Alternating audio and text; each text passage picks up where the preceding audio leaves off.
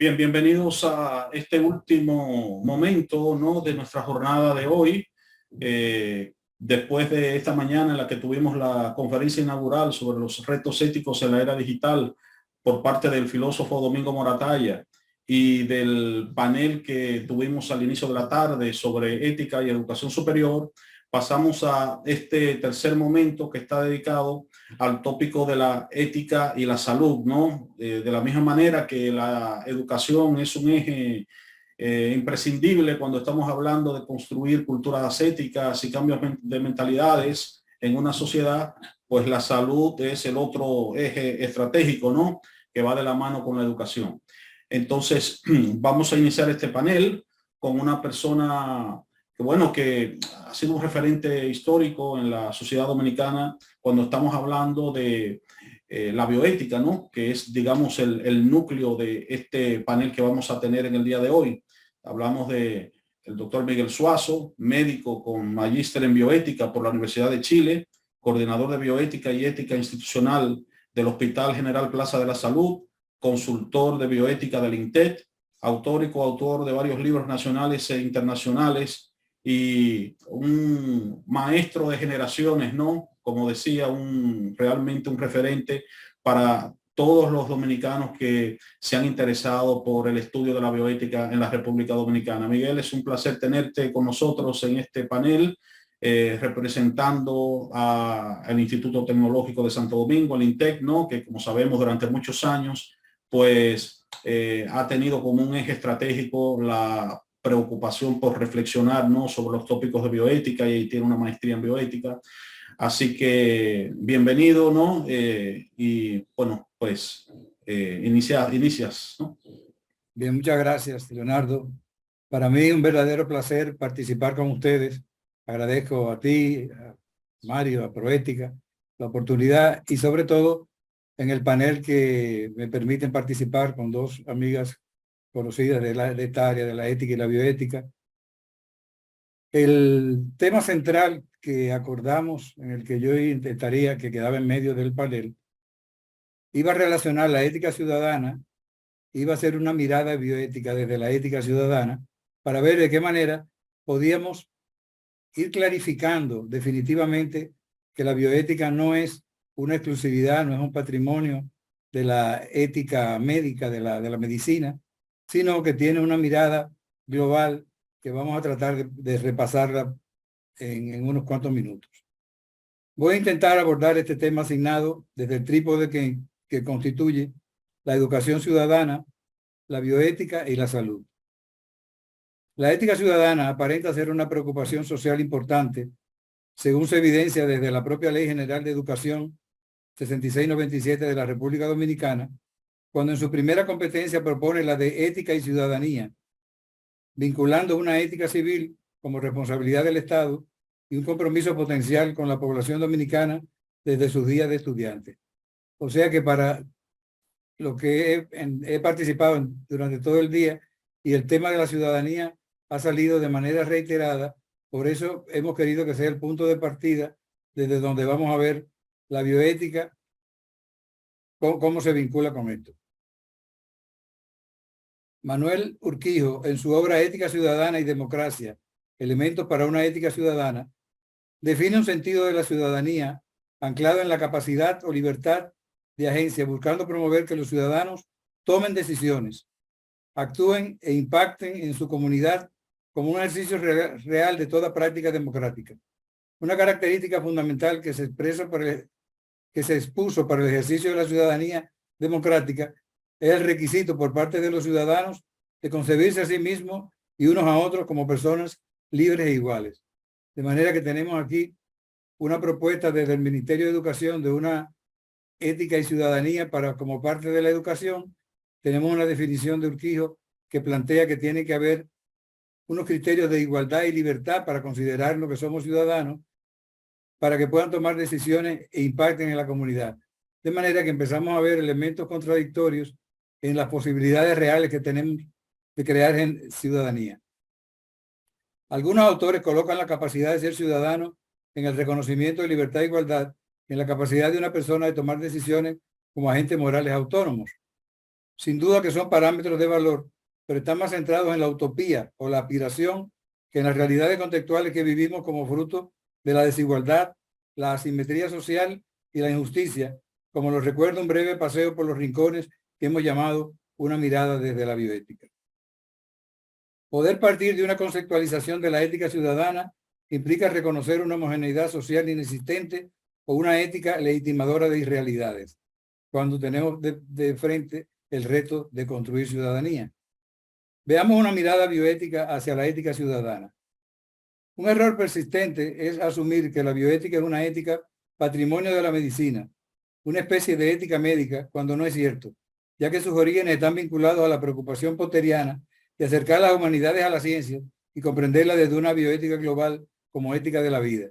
Surge en Potter una preocupación inicial por la ecología y por la perspectiva que él visualizaba de lo que venía en el devenir del mundo, cuando el propio ser humano estaba generando, sin imaginarse a dónde estábamos llegando, lo que serían las nuevas tecnologías que iban a atentar, según él, directamente contra la vida humana.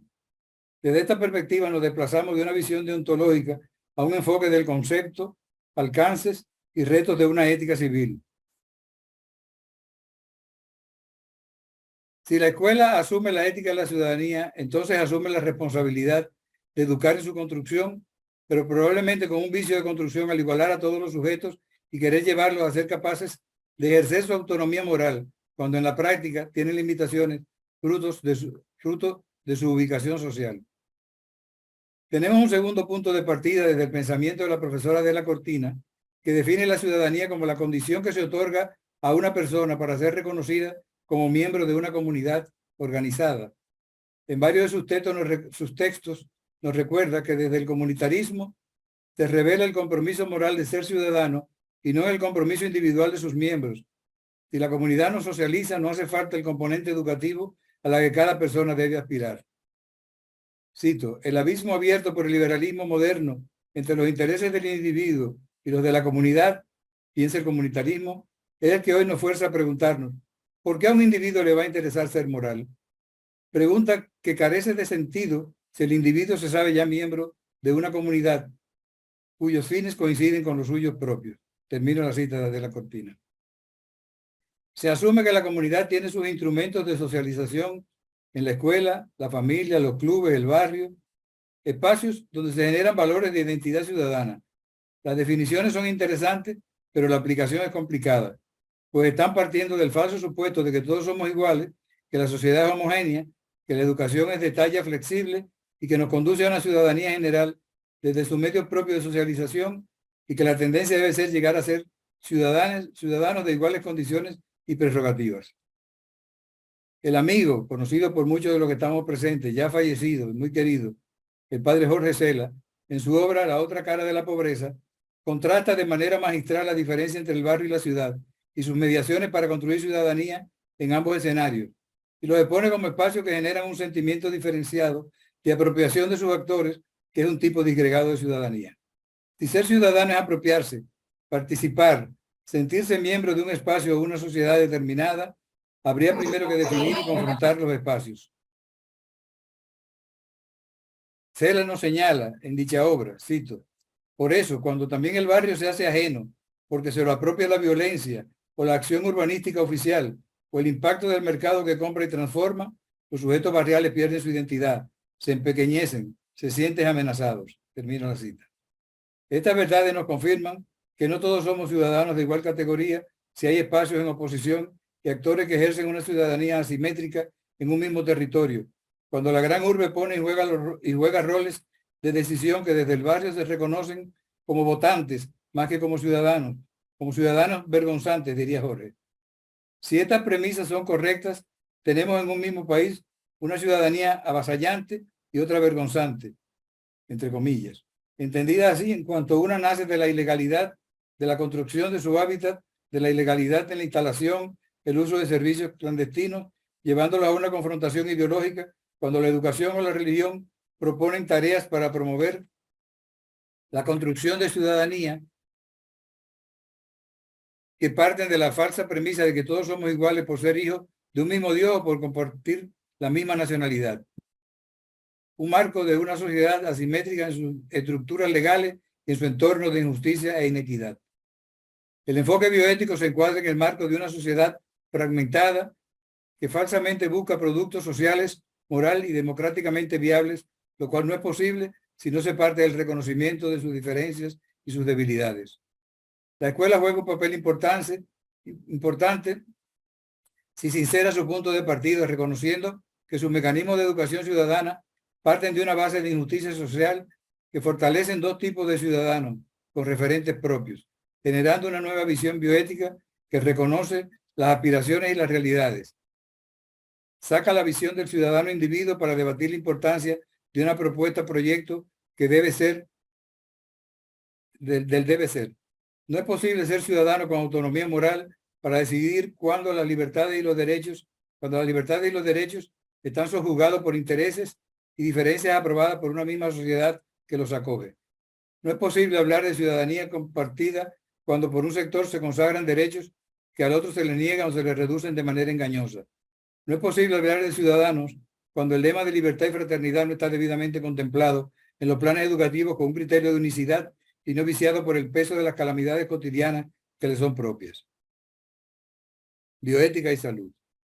Con este perfil de ciudadano que hemos definido y la dificultad para unificar desde la educación una propuesta homogénea de ciudadanía, nos encontramos con el tema bioética y salud, que encierra un contenido y una interpretación distinta a la que podría entenderse en su definición. Es diferente porque bioética implica un concepto que desborda la clásica relación médico-paciente y que en este tema que hoy abordamos es un reto de acceder como ciudadano al mundo de los derechos, en especial el de la salud. Para este análisis sobre bioética y salud considero que hay dos aspectos, entre otros, que hay que tomar en cuenta. Primero, ciudadanía, por las debilidades que hemos señalado necesarias para ser un ciudadano con autonomía moral, los sistemas estatales de satisfacción, brindando servicio y atención basados en la amplitud de la cobertura, construyendo hospitales de baja y amplia complejidad, los cuales son importantes y necesarios, pero no son representativos de lo que es el derecho a la salud. Desde una mirada bioética, puedo reconocer como derecho a la salud cuando se cumplan los mismos requisitos que se exigen para llamarse y ser ciudadano, es decir, cuando las determinantes sociales, por lo menos, se reduzcan al mínimo, con ofertas de buena cobertura de empleo, educación, techo, servicios sanitarios, entonces se podrá decir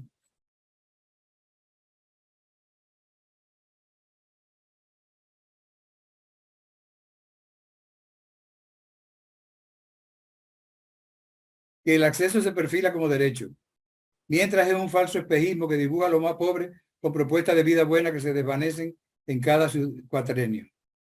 El segundo aspecto de partida para la bioética, la definición de salud.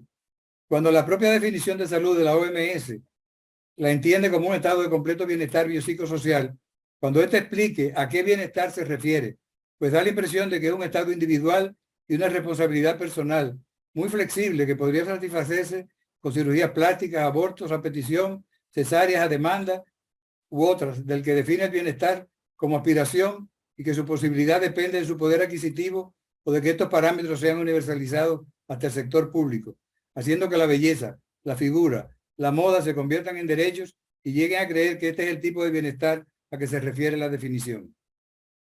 La medicalización de la salud la convierte en un espacio relativamente fácil de conseguir si se logran reducir estadísticas de mortalidad materno-infantil, morbilidad, si se aumentan las normas de prevención de las enfermedades e infectos contagiosos. Pero las realidades se disparan cuando ocurren escándalos como lo ocurrido en estos días con la muerte de varias decenas de neonatos. La bioética global, poteriana, desborda el campo de la clínica, dejando ese espacio a la bioética clínica, no la abandona. Y en el caso que nos ocupa, vincula la dimensión política y las determinantes sociales como causa de la insalubridad. La bioética nos permite relacionar las debilidades de una educación ciudadana deficiente con las capacidades de los más desposeídos o vulnerados de levantar los derechos como reivindicaciones y acostumbrarse a satisfacerse con la consecución de ganancias parciales más que con la exigencia del derecho como norma. Salud y bioética se vinculan desde el mundo de los derechos humanos a través de la Declaración Universal de Bioética y Derechos Humanos de UNESCO 2005, que recoge en 28 artículos la relación de la medicina, la ética de la vida y la aplicación de la tecnología, dotándola de un marco ético, moral, social, ambiental y jurídico que le dan a la bioética el carácter de ética de la vida y no de ética médica. Este documento lo firmaron 191 países y hay que recordárselo a los países firmantes por un lado y educar en ellos a la ciudadanía por el otro, pues es un marco referencial al cual se debe apelar ante las inequidades sociales, ya que se oferta como garante de libertades fundamentales, derechos humanos, donde el respeto a la dignidad es un eje importante. Concluyo con que bioética, salud y ciudadanos son tres eslabones que van de la mano y que aunque son garantistas para todos, hoy son verdaderos retos.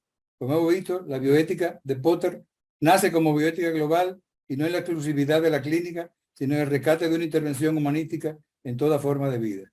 De manera que tanto la educación ciudadana como la bioética tienen que quedar claramente establecidos como prerequisitos para que podamos discutir desde el punto de vista de la bioética cuál es la relación que juega la bioética con la salud como derecho a rescatar. Muchas gracias. Gracias a ti, Miguel. Ya Jocelyn se ha conectado. Por favor, ir poniendo la presentación. Hola, Jocelyn, doctora Jocelyn.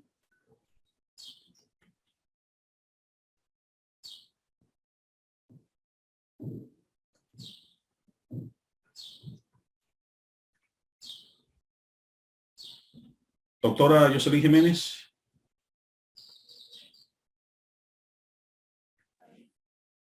¿Me escuchas? Sí, le escuchamos. Bueno, decía que para mí es un placer y un honor formar parte de este equipo en un tema tan apasionante como es la ética, sobre todo y determinante como es la relación médico-paciente. Vamos a iniciar. Déjeme presentarla, doctora. La doctora Jocelyn Jiménez viene en representación del Colegio Médico Dominicano y ella es médico pediatra del Hospital Infantil Robert Reed Cabral. Tiene maestría en gestión y docencia universitaria, maestría en gerencia moderna en salud, maestría en investigación científica, secretaria del Comité de Bioética de la Universidad Autónoma de Santo Domingo, miembro del Consejo Disciplinario del Colegio Médico Dominicano, asesora de tesis de la Universidad Católica de Santo Domingo y miembro del Consejo de Investigación del Robert Reed Cabral. Así que, bueno, un placer también para nosotros, Jocelyn, que se una a nosotros en este panel. Adelante. Encantada.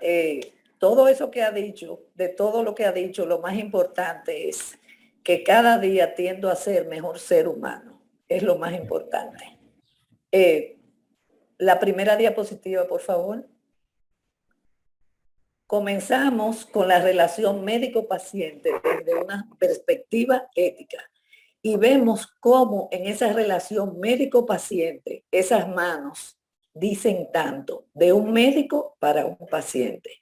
En ellas vemos o podemos percatarnos o percibir lo que es calidez, que es sumamente importante. La próxima, por favor. Aquí vemos cómo los componentes interactivos relacionados con el comportamiento de los profesionales de medicina va seguido de principios, valores y normas y toma en cuenta la ética y la deontología, el derecho y las normas jurídicas. Pero antes de seguir con la próxima diapositiva, quería decir que la relación médico-paciente es una relación que tiene un núcleo fundamental del ejercicio de la medicina como alcance universal y que busca la mejora de la salud y el bienestar de una persona. Es un encuentro interpersonal con un médico, un paciente, un usuario, o como lo querramos definir, pero que necesita de nosotros. Y esos fundamentos que son éticos deben ser siempre tomados en cuenta, como son la autonomía, la beneficencia, la no maleficencia y sobre todo la justicia. Con el próximo, por favor. Cuando hablamos de ética, decimos que proviene de ethos, que significa costumbre, carácter, genio. Y desde su origen se ha hablado de ética en general, que ha contribuido a desarrollo de teorías y categorías de análisis en lo referente a la moral social, así como a la conducta y comportamiento de personas en función de principios y valores universales, socialmente aceptados como son respeto, el bien, la beneficencia y la responsabilidad. El próximo, por favor. Cuando hablamos de ética, hablamos de un estudio fundamental de valores morales que guían el comportamiento humano en una sociedad. Y cuando decimos moral, son costumbres, reglas y convenciones que están establecidas por una sociedad. El código de ética en medicina es un conjunto de disposiciones que están inspiradas en principios éticos universales que van a regular la conducta del médico en una sociedad. Determina normas necesarias para el desempeño profesional y hablamos del código profesional, que es aquel que representa una declaración formal del rol de miembros de una profesión, donde cada uno tiene determinadas sus reglas de etiqueta y responsabilidades internas, dependiendo de la profesión. ¿Seguimos?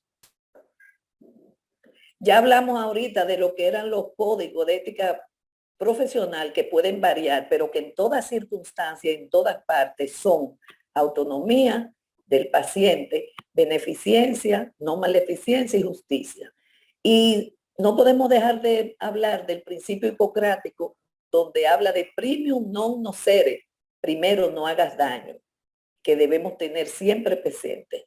El código del Colegio Médico Dominicano es el conjunto de normas morales que orientan a la conducta colegiala en un ejercicio profesional basado en solidaridad, honestidad, eficiencia, efectividad, calidad, calidez dentro de los principios inherentes.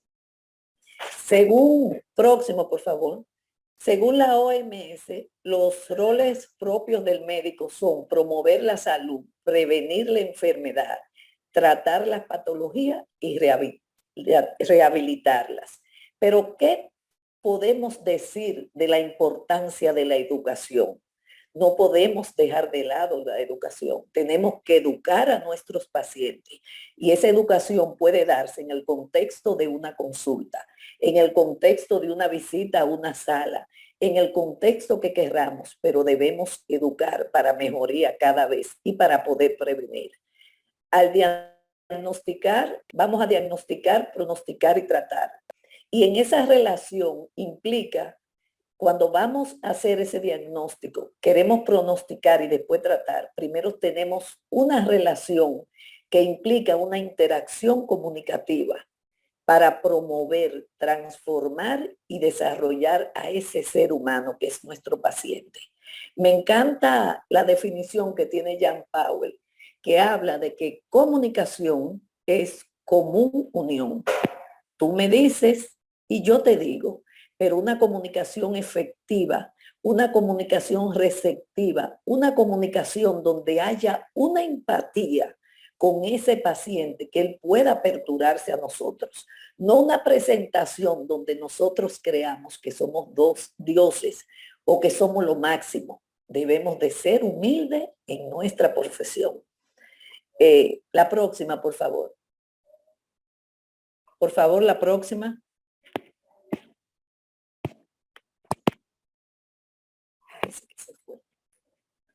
La próxima.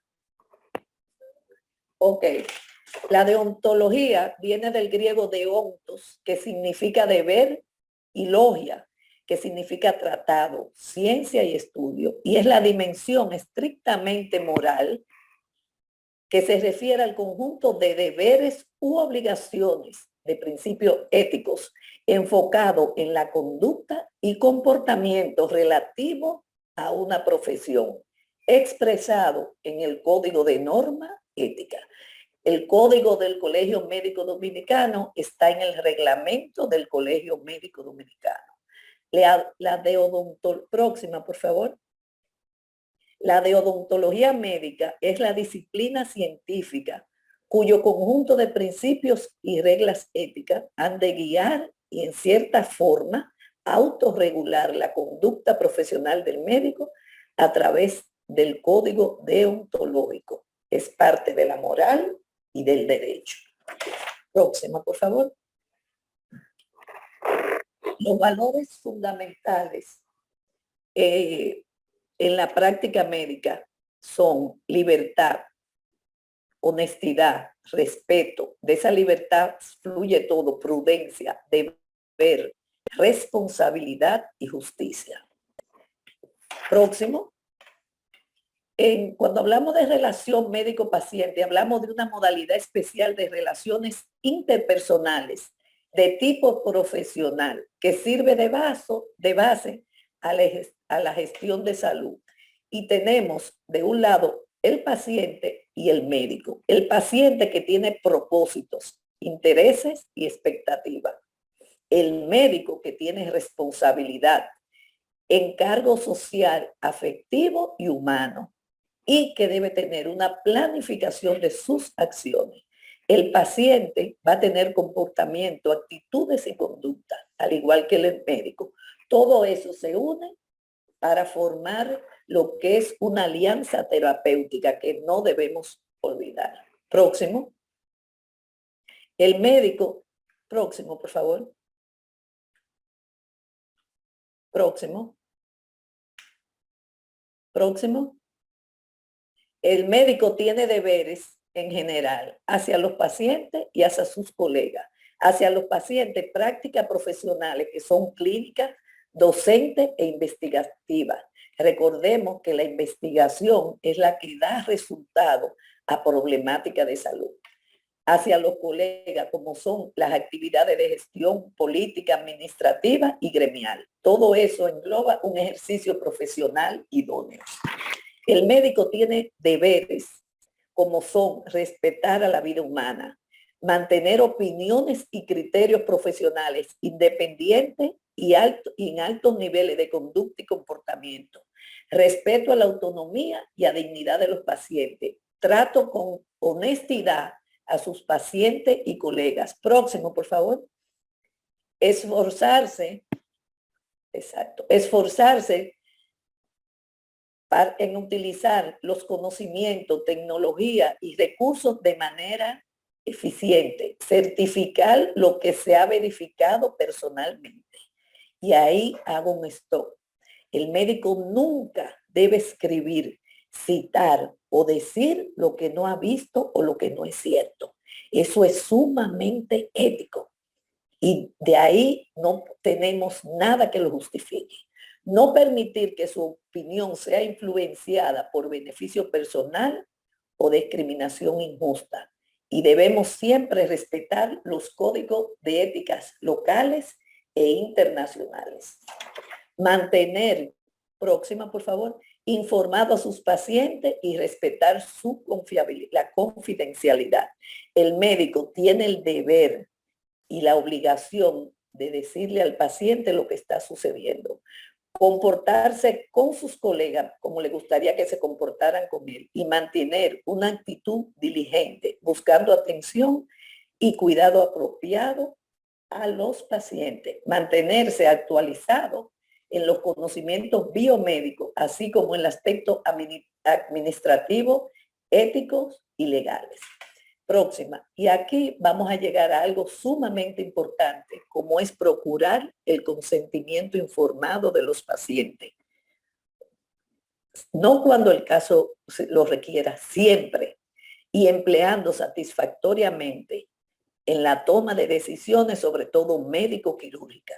Todo médico que trate a un paciente y que vaya a poner algo o que vaya a tomar una decisión, debe tener el consentimiento del paciente, sobre todo a nivel médico-quirúrgico, decir los riesgos, los beneficios y riesgos de cualquier tipo de cirugía. Y hemos hablado mucho de los elementos importantes en la relación médico-paciente. Cuando hablamos del de autonomía, hablamos del derecho del paciente, de poder elegir su propia vida, y el profesional de respetar esta autonomía. El individuo actúa intencionalmente, debe actuar y con libertad. Ese es el consentimiento informado. El consentimiento informado es donde se le dice al paciente todo lo que puede acontecer. Tenemos el principio de no maleficencia, que nunca debe causar daño, de justicia y beneficencia, aliviar el daño físico. Próximo. Me dicen el tiempo, por favor. Si estoy a tiempo, doctor. Sí, le quedan todavía como 6 minutos. Ah, bueno, está bien. Aquí hablamos de la relación médico-paciente según Manuel E.J. y Emmanuel L.L. Ellos hablan de un modelo paternalista que permite discernir lo mejor para el paciente sin tomar en cuenta su opinión. Aquí el médico cree que él puede decidir por el paciente lo que quiera, pero no toma en cuenta su opinión, lo que es un error. El modelo informativo científico-técnico, donde el médico proporciona una información determinante para que el paciente elija lo mejor que se ajuste a su sistema de valores. Aquí el médico solamente suministra información. El modelo interpretativo, donde el médico ayuda al paciente a determinar los valores, tomando en cuenta los objetivos, aspiraciones y responsabilidades. Y por último, el modelo deliberativo, donde el médico actúa como un maestro o amigo, ayudando al paciente a comprender su realidad, donde el paciente toma una decisión basado en un auténtico diálogo con su médico, lo que mejor sirva de fundamento para acatar. Aquí ha habido una verdadera comunión, una verdadera comunicación. Y la próxima, quiero terminar este pensamiento de Ayn Rand diciendo, la ética es un código de valores que guía nuestras decisiones y acciones y determina el propósito y rumbo de nuestras vidas. A lo que yo agregaría algo que decía siempre el padre Alonso, aunque no era de él, sino de Machado: se hace camino al andar. Cada médico, cada ser humano, según va caminando, va dejando un camino. Tratemos de que todos los médicos seamos éticos. Muchísimas gracias. Gracias a usted, doctora, por su participación. Este panel concluye con la intervención de la doctora Togarma Rodríguez, una querida colaboradora, ¿no?, del programa Proética, ¿no?, desde sus inicios, ¿no?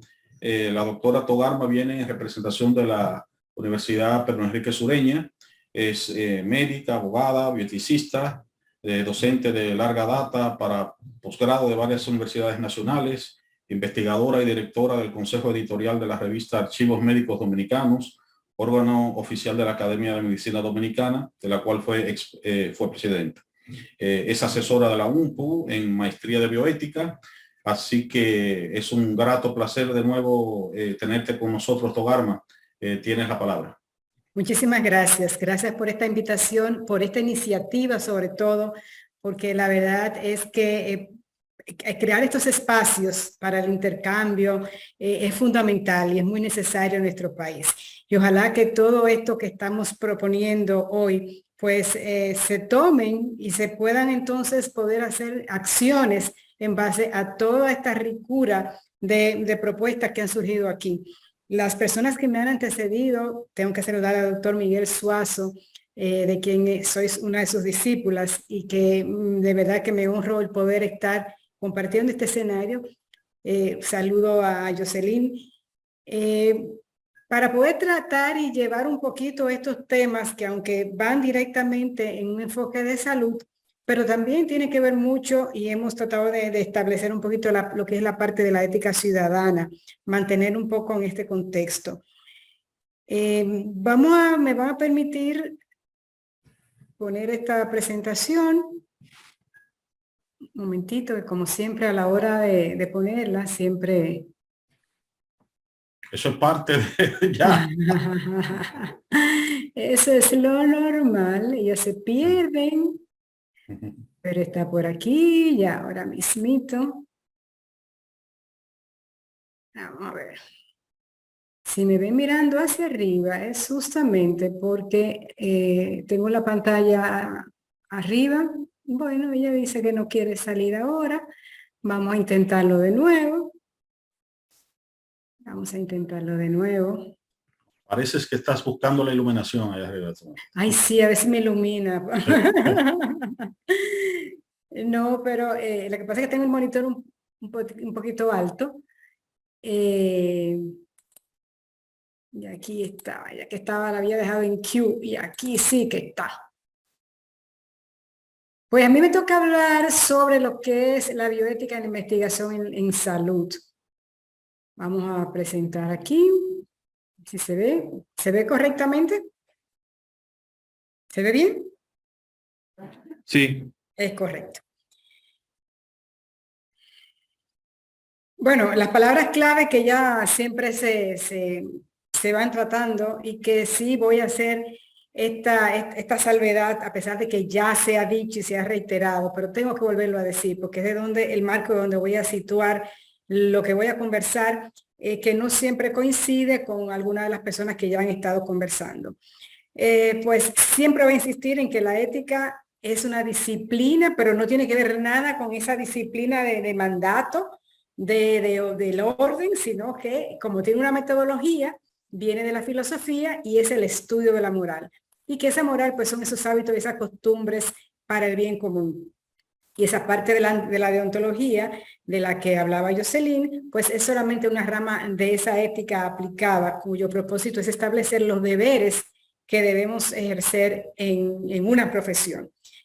Quiero que se mantenga siempre esa diferencia para no mezclar esos términos y cuando vayamos a conversar, entonces poder hablarlo con un poquito más de propiedad. Cuando hablamos de bioética, estamos hablando de una ética aplicada que delibera sobre los actos de los seres humanos, sobre la vida humana, animal y medioambiental. A veces creemos que es una ética médica, como bien dijo Miguel, no es una ética médica, no es solamente de las personas, como muchas veces creemos, es la reflexión que hacemos hacia la vida, hacia la permanencia, la sobrevivencia de todos los seres vivos. Eso incluye los animales, incluye a todos los seres vivos. Bueno, pues la parte de investigación, que es un proceso dinámico que conduce a la adquisición de nuevos conocimientos. Su función es describir, explicar, comprender, controlar, predecir hechos, fenómenos y comportamientos. Y esta última palabra que también manoseamos mucho, que es la cultura, quiero que aquí se vea como un conjunto de rasgos distintivos, espirituales, materiales, intelectuales y afectivos que caracterizan a una sociedad o por lo menos a un grupo social que engloba además las artes, las letras, el modo de vida, los derechos fundamentales de los seres humanos, los sistemas de valores, las tradiciones y las creencias. Ya con este marco un poquito, quiero volver a retomar lo que hablaba William Mejía, sobre la función de las universidades y lo que está pasando con la enseñanza de la ética en las universidades. Y esto es fundamental porque de ahí es donde se forman todos estos médicos, todo el personal de la salud, todos los profesionales que luego salimos a la vida a ejercer esa vida profesional. Pues una de las funciones esenciales de la universidad es propiciar la generación de nuevos conocimientos mediante la investigación científica, tecnológica, humanística y social. Esto se ha visto un poco afectado por las condiciones del mercado en que ahora mismo vivimos. Sabemos bien que la investigación se supone que nazca y antes surgía de la universidad.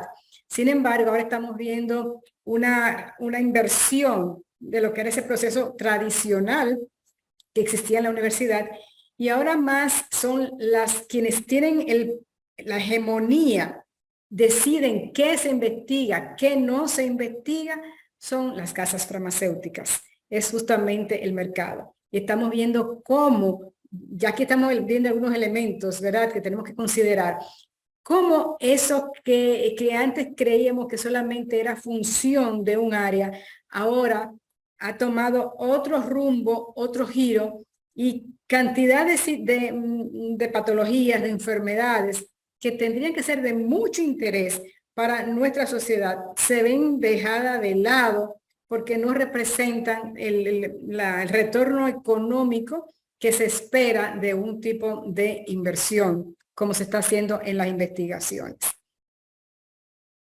Pues la bioética propone sobre todo la deliberación moral. Y tengo que insistir lo que dice Miguel también, que quiero que quede bien clarito esto aquí. La bioética no es un marco de imposiciones, no es una serie de códigos, de normas, de unos principios estereotipados, de los principios que si bien nos propone la ética, la bioética norteamericana, pero no es la ética norteamericana lo que es la bioética. Ya hemos visto que desde Latinoamérica estamos teniendo otro enfoque de lo que es la bioética para todos nosotros. La bioética pues propone la deliberación moral sobre situaciones concretas creadas por la ciencia y tecnología en áreas de la investigación muy específicas, como la respuesta a exigencia de la razón práctica kantiana y que estaría orientada a una de esas finalidades más altas de la acción, denominadas por Kant la instauración del mundo moral. La dignidad humana es la palabra clave y desde esta mañana hemos estado escuchando la misma observación, la misma palabra, el mismo llamado de atención. Y cuando hablamos de dignidad humana estamos hablando de que en tanto yo soy ser humano, que yo merezco como ser humano, cómo merezco ser tratado, cómo merezco que los demás me traten. Y sobre todo veamos esta parte en investigación. Como bien decía también Kant, que parte de toda esta dignidad es que el ser humano nunca puede ser un medio, sino tiene que ser un fin. Y muchas veces cuando trabajamos en la investigación, lo único que hacemos es utilizar a las personas humanas como un medio y nos olvidamos de ese fin, de esa dignidad de las personas. Y me voy a remontar a lo que decía William ahorita, y es que quienes enseñan ética a los investigadores, los que enseñan investigación no conocen muchas veces de la ética y por tanto no pueden formar a los investigadores también en este campo. Nos quedamos solamente en la parte técnica y he visto ya grandes investigadores con conocimientos muy cuestionados, muy cuestionables de todo este mundo de la ética e incurren en errores bastantes, podríamos hasta señalarlos. Sin embargo, es por mucha ignorancia, por mucho desconocimiento. Y es lo que le decíamos en la maestría de bioética. Y es cuando tú tienes un conocimiento, adquieres como si fueran unos lentes nuevos que te permiten ver la realidad de una manera diferente. Es como cuando uno tiene mucho tiempo sin ir al oftalmólogo y entonces uno dice que cree que uno ve bien. Y entonces cuando viene y le pone a uno unos lentes y uno dice... Pero ven acá, y esta casa sí está sucia, y esto sí está, o sea, uno comienza a ver cosas que antes no veía. Y esto es lo importante de poder formar a las personas, a los investigadores y a todas las personas que estamos dentro de este ámbito universitario, para poder, dentro de lo que es la ética, la bioética, para poder entonces llevar, poder lograr esa transformación que tanto nosotros deseamos y queremos lograr. Algunos hitos que siempre uno tiene que mencionar, porque verdad, no todos los que estamos aquí pues son expertos y hay que tomar algunos hitos, mencionarlos en la historia de la investigación y la ética. Y el primero es en 1947, con el Código de Nuremberg, donde se recoge una serie de principios que rigen la experimentación con seres humanos, que resultó de las deliberaciones de los judíos de Nuremberg al final de la Segunda Guerra Mundial. Todos sabemos que la Segunda Guerra Mundial marcó un espacio, marcó una gran lección para todos los seres humanos, que creo como que no la hemos aprendido muy bien, que seguimos repitiéndola, pero que muchas de las investigaciones y de esos avances científicos que se llevaron allí, fueron llegados a condiciones terribles. Podríamos mencionar esos experimentos que se hicieron con sobre el trauma cerebral, por ejemplo, de un niño de 11 años que estaba sentadito en una silla y se le golpeaba con un martillo cada cierto tiempo para ver cómo se comportaba el cuerpo humano, el cerebro ante el trauma. cantidad de experimentos que se llevaron a cabo. Pero también lo que se llevó a cabo en 1963, señores, el otro día, en el Hospital de Enfermedades Crónicas en Estados Unidos, donde se experimentaba sobre el cáncer tratando de ver la inmunosupresión. Eso fue un experimento con 22 pacientes donde se le inyectaba deliberadamente.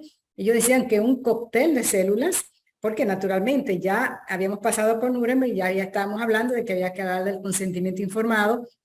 Naturalmente que le informaban bastante bien al decirle que era un cóctel de células, pero no le decían que eran células cancerígenas lo que le estaban introduciendo en su cuerpo. Y ya en 1964, con la Declaración de Helsinki, donde hay una propuesta de principios éticos para investigación médica en seres humanos, incluyendo la investigación de material humano y la información que sean identificables. Señores, 1964, y yo creo que todavía podamos ver qué cosas están pasando en nuestro país en relación a esta parte de material humano. Cómo se maneja el material humano en las investigaciones, digamos, muestras de diferentes tejidos humanos. Y sobre todo la información, qué tan identificable puede ser.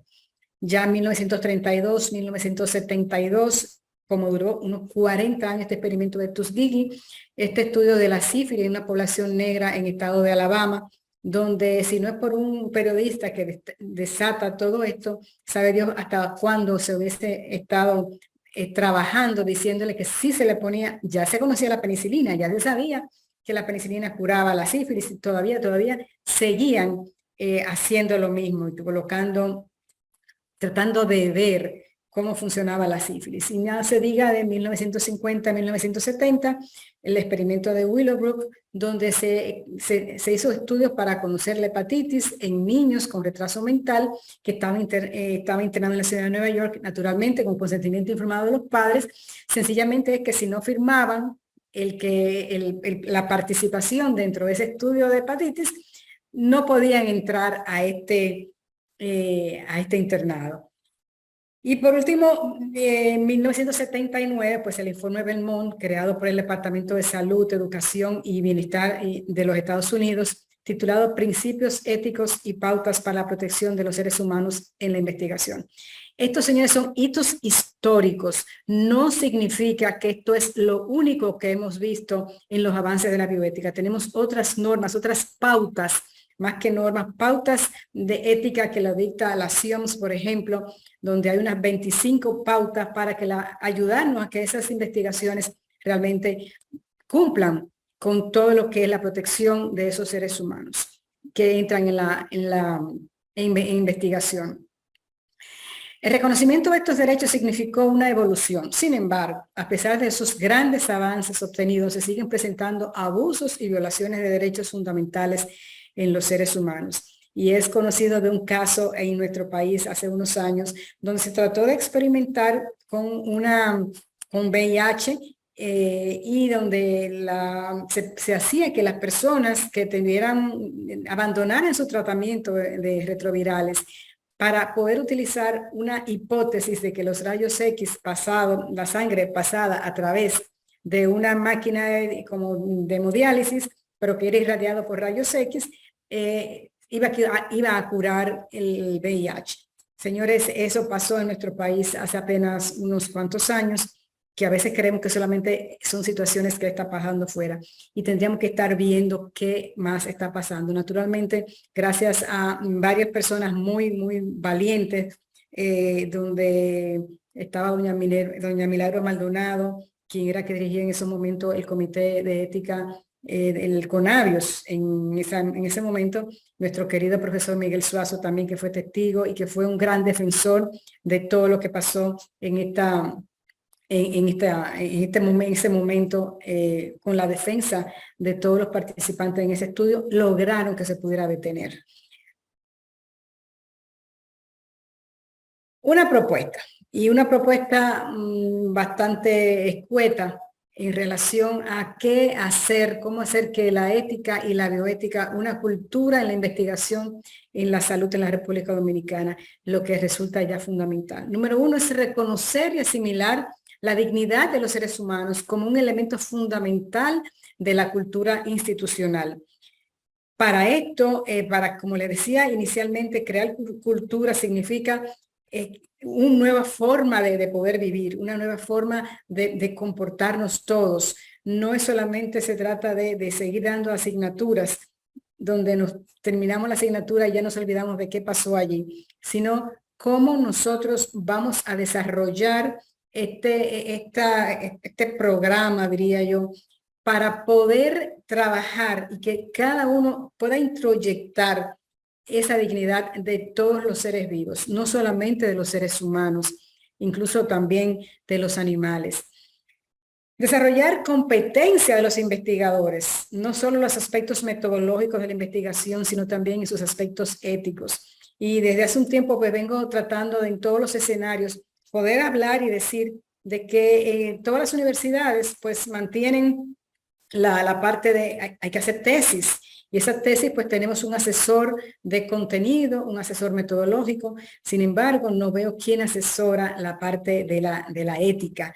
Deberían hacer también un asesor ético para poder revisar esas investigaciones, para poder guiar, no es sancionar las investigaciones, pero sí guiar, sí ayudar a un diseño, que ese diseño no solamente sea técnicamente impecable, sino también moralmente aceptable. Por eso es tan importante que comencemos a trabajar con los mismos investigadores para poder lograr unos verdaderos diseños que realmente respeten la dignidad de las personas. También crear y desarrollar comités de ética de investigación con personal bien formado. Como dice uno de nuestros compañeros, estos comités formados de ese Ventú, donde cualquier persona llega y los rangos tiene que ver con los rangos para formar el comité de ética de investigación sin tener los conocimientos suficientes como para poder verlo, pero como y volvemos a las deformidades que hay, me disculpan que tenga que mencionar esto, pero este es un buen foro académico para poder dilucidar un poco acerca de esto que sucede. De poder llevar entonces, de hacer que esos comités que se forman, porque los estudios internacionales requieren de que sea aprobado esos estudios por un comité de bioética para poder erogar algunos fondos. Y entonces la investigación ya de por sí ha perdido su verdadera mística y se convierte también ahora en una forma de poder adquirir fondos, de poder adquirir dinero.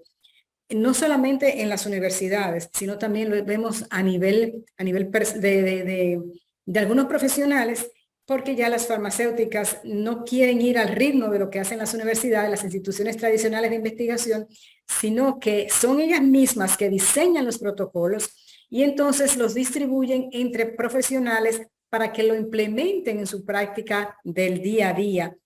Y lo seleccionan personas que tienen muchos pacientes y a partir de ahí entonces esos pacientes, esos médicos van implementando un protocolo acorde a lo que nos dice las casas farmacéuticas. Entonces, fíjense cómo vamos deformando inclusive hasta los mismos resultados. ¿Qué resultados salen a la luz? Para poder, naturalmente van a salir a la luz los resultados que convengan a la casa farmacéutica y no así los que no convengan. Tenemos la suerte que tenemos un CONABIOS en el país, pero todavía no todas las investigaciones llegan a CONABIOS. No todas llegan. Necesitamos estar más presente en cada una de esas investigaciones y naturalmente poder formar adecuadamente a las personas que están en los comités de ética de investigación. No solamente en la parte de la ética clínica, porque la bioética clínica pues tiene unos componentes diferentes. Ese comité de bioética tiene unos componentes diferentes y tiene un enfoque diferente. Va más orientado hacia la toma de decisiones clínicas, ¿verdad? Para poder paliar un poco ese dilema moral en el que nos enfrentamos cada día los médicos para los que estamos en ejercicio de la profesión.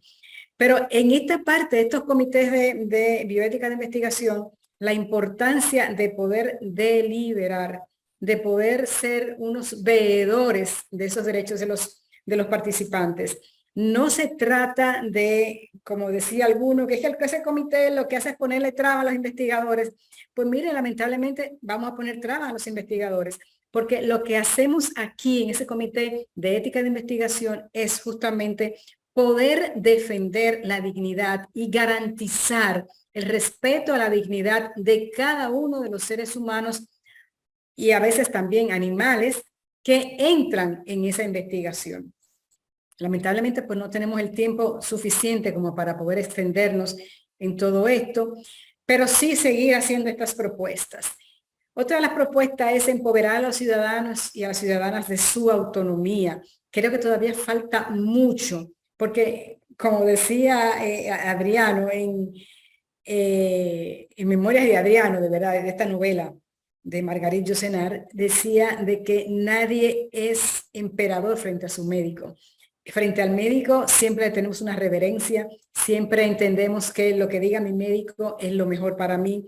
Todavía seguimos con esa obediencia. Sin embargo, los ciudadanos y ciudadanas no nos hemos empoderado todavía de lo que es las decisiones para nuestro propio cuerpo, nuestra propia salud. Y esto tenemos que hacerlo desde diferentes instancias. Desde Proética es un compromiso asumir cómo vamos a nosotros a seguir divulgando el sentido, el principio de la autonomía en toda nuestra población. Y más todavía, no solamente el derecho a autonomía, sino el deber que tiene el personal de salud de poder respetar la autonomía de cada una de las personas que participan en la relación clínica. También promover el reconocimiento de la dignidad individual. Esto es una labor titánica en lo que vamos a trabajar desde el concepto mismo que refiere la dignidad y qué es lo que va a ser la dignidad y cómo la vamos a garantizar. Porque sí está bien claro dentro de nuestra Constitución de respeto a la dignidad y todo lo que se deriva de derechos, ¿verdad? Dentro de la Constitución. Sin embargo, desde lo práctico, cómo lo vamos a llevar a la práctica, cómo lo vamos a ver en el día a día, porque en el discurso suena muy bonito, porque en el discurso es muy convincente, pero ¿qué pasa cuando yo voy a un hospital, cuando yo voy a cualquier sitio, o cuando sencillamente a mí se me ve como una muestra más, como un número más? Todas esas cosas tenemos que trabajarlas. Y por último, mi gran aspiración es poder lograr una ley de autonomía.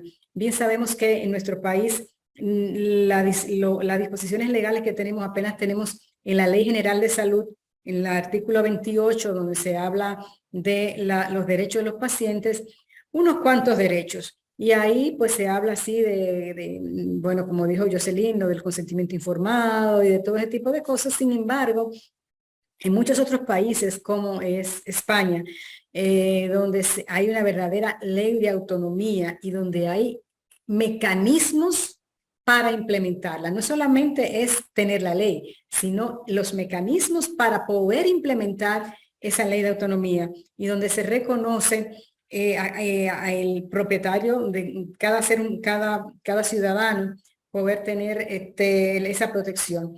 No solamente se trata de consentimiento informado, pero también están todo lo que son voluntades anticipadas y toda una serie de prerrogativas que se necesitan garantizar a través de todo el estamento legal y sobre todo de todos los ciudadanos ponernos a una desde la educación, desde diferentes ámbitos sociales para poder lograr este verdadero sueño que es la convivencia armónica entre todos los seres vivos en nuestra región.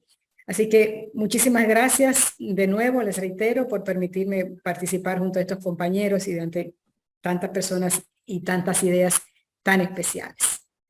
Gracias a ti, Togarma, por participar en este panel y mostrarnos, ¿no? O plantearnos, digamos, estos puntos, ¿no? Que son de interés para ir construyendo más espacios, ¿no? De deliberación y de reflexión, ¿no? En materia de de ética y en este caso de ética relacionada con la salud, ¿no? Les recordamos que este panel, que junto con el que hicimos temprano en la tarde, forma parte de uno de los ejes temáticos del Programa Nacional para la Promoción de la Ética, de trabajar, digamos, con el área de las instituciones de educación superior, ¿no? Y por eso han estado representados en estos paneles de esta tarde instituciones como el INTEC, la UNPU, el Instituto Superior Poveda, la Universidad Autónoma de Santo Domingo, el Instituto Tecnológico de las Américas, el ITLA, y también, bueno, pues se nos unió también el Colegio Médico Dominicano en esta mesa relacionada con la salud. Entonces, la idea es que esto es un punto de partida, ¿no? La idea no es que nos quedemos en este panel, sino que este panel forme parte, ¿no?, de un recorrido que tenemos que hacer, ¿no?, tratando de construir más espacios de reflexión y de prácticas, ¿no?, de sensibilización ética. Entonces, pues les damos las gracias a todos ustedes que nos han acompañado en esta tarde y les recordamos que este seminario de ética ciudadana continuará mañana, en la mañana, a partir de las 9 de la mañana. Tendremos el panel de ética de la empresa. Ahí tendremos como invitado especial a José Félix Lozano de la Fundación ECNOR, ¿no?, la famosa fundación que creó y dirige la filósofa Adela Cortina. José Félix Lozano va a hablarnos de los retos de la ética empresarial. También tendremos a Fernando Capellán hablándonos de los retos éticos de la empresa privada en República Dominicana, hablando en nombre del grupo M-Codevi, y Francisco Abate va a hablarnos de ética de los negocios. Ese panel estará coordinado por Mario Serrano, director de Proética, ¿no? Mientras que en la tarde, Edison Minaya, coordinador de formación del programa, estará coordinando el panel de los desafíos éticos de las organizaciones sociales. Ahí estarán representadas Fundación Solidaridad, el Centro Nacional de Fomento y Promoción de las Asociaciones sin fines de lucro y Participación Ciudadana. Estarán discutiendo sobre los desafíos éticos de las organizaciones territoriales, los desafíos éticos de las asociaciones sin fines de lucro y los desafíos éticos de las organizaciones sociales en el marco de las luchas por los derechos de la ciudadanía. Así que les esperamos mañana a partir de las 9 de la mañana y les agradecemos de nuevo su compañía durante todo este día. Que pasen un feliz resto de la tarde. Hasta mañana.